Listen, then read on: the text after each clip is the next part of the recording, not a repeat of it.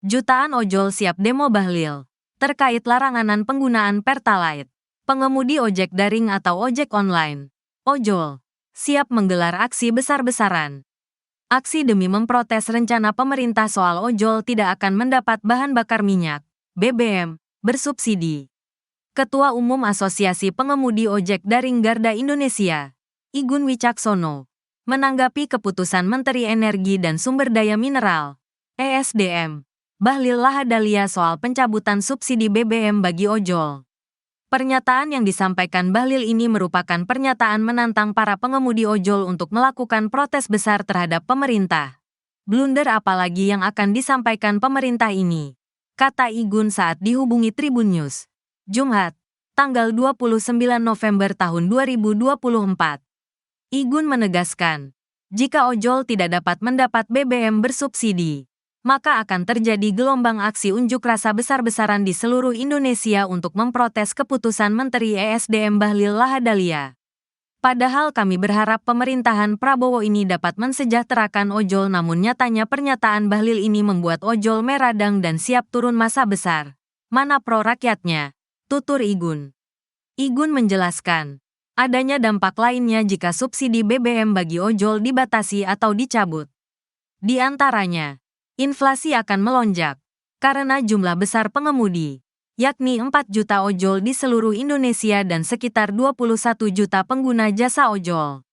60-70% pengemudi ojol menjalankan profesi sebagai pengiriman barang atau kurir.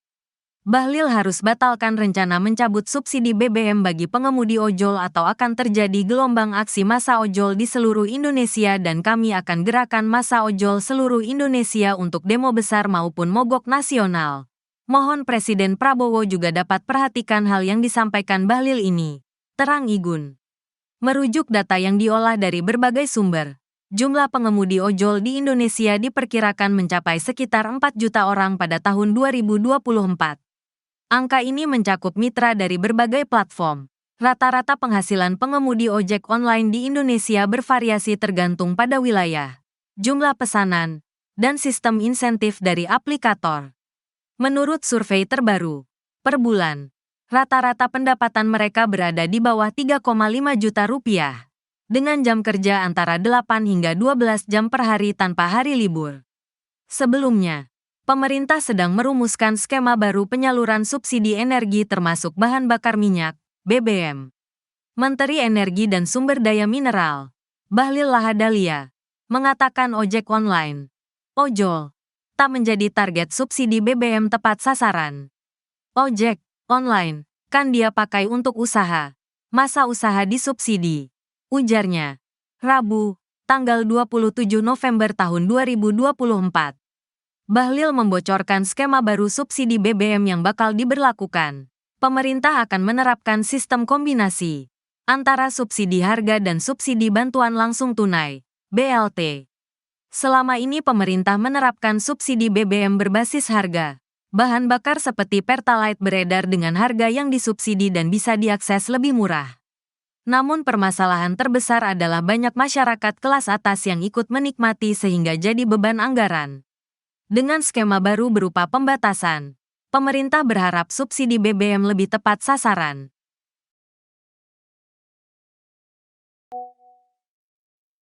Pemerintah melalui Kementerian Energi dan Sumber Daya Mineral, ESDM, bakal menerapkan skema baru dalam penyaluran subsidi bahan bakar minyak, BBM. Menteri ESDM Bahlil Lahadalia mengatakan, ojek online, ojol, tidak mendapatkan BBM subsidi seperti Pertalite sebab pendistribusiannya hanya difokuskan kepada kendaraan berpelat kuning, seperti angkutan umum. Hal ini untuk memastikan tarif transportasi tetap stabil. Yang berhak menerima subsidi adalah kendaraan yang berpelat kuning, angkot, transportasi, supaya apa? Harganya, transportasinya nggak boleh naik. Harga angkutannya nggak boleh naik. Kalau angkutan barang yang berpelat hitam, ya ubah ke pelat kuning. Karena kita kan ingin memberikan ini kan kepada yang berhak, ujar Bahlil dikutip Jumat, tanggal 29 November tahun 2024. Bahlil menilai ojol tergolong usaha atau bisnis pribadi. Bahkan, mayoritas ojol masih tergolong mampu karena memiliki kendaraan pribadi. Masa yang kayak gini disubsidi? Tetapi kita hitung baik, yang jelas bijaksana untuk bijaksana, kata Bahlil. Anggota Komisi V DPR RI dari fraksi PKS, Amin Ak, dengan tegas menyatakan ketidaksetujuannya. Menurut Amin, kebijakan ini dinilai tidak berpihak pada pelaku usaha mikro. Pada hakikat pengemudi ojol merupakan pelaku usaha mikro, yang mereka jual adalah jasa transportasi. Mereka layak dapat bantuan, kata Amin kepada Tribun. Wakil Ketua Fraksi PKS itu membeberkan bahwa pengemudi ojek online adalah bagian dari pelaku usaha mikro yang menopang perekonomian keluarga.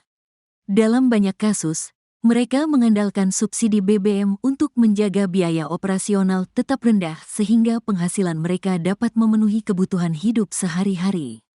Merujuk data yang diolah dari berbagai sumber, jumlah pengemudi ojol di Indonesia diperkirakan mencapai sekitar 4 juta orang pada tahun 2024. Angka ini mencakup mitra dari berbagai platform. Rata-rata penghasilan pengemudi ojek online di Indonesia bervariasi tergantung pada wilayah, jumlah pesanan, dan sistem insentif dari aplikator. Menurut survei terbaru, per bulan, rata-rata pendapatan mereka berada di bawah 3,5 juta rupiah, dengan jam kerja antara 8 hingga 12 jam per hari tanpa hari libur. Kita harus memahami bahwa pengemudi ojek online bukan sekadar profesi, tetapi bagian dari sektor usaha mikro yang memiliki kontribusi nyata terhadap roda perekonomian, ujarnya.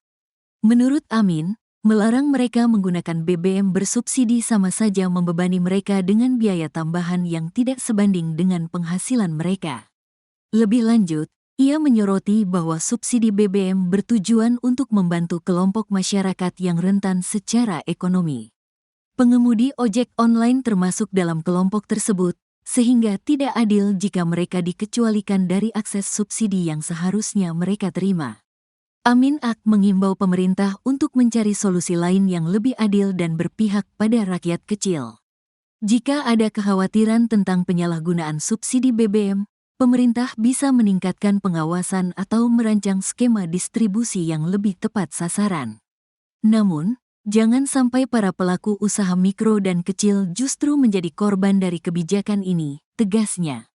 Amin Ak pun berharap kebijakan yang diambil pemerintah selalu berpihak pada keadilan sosial dan kesejahteraan rakyat. Ketua Umum Garda Indonesia Igun Wicaksono menyebut, ojol memainkan peran penting dalam transportasi masyarakat dan seharusnya dianggap sebagai bagian dari angkutan publik.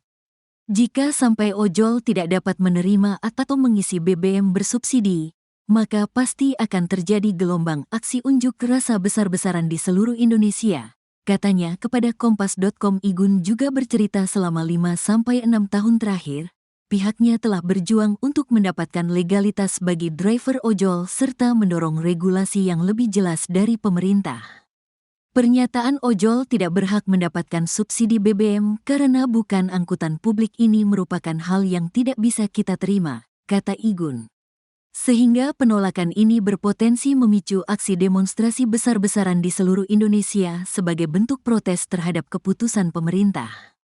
Garda Indonesia menyebut bahwa aksi tersebut akan menjadi peringatan agar pemerintah lebih memperhatikan nasib mereka yang selama ini telah mendukung ekonomi kerakyatan.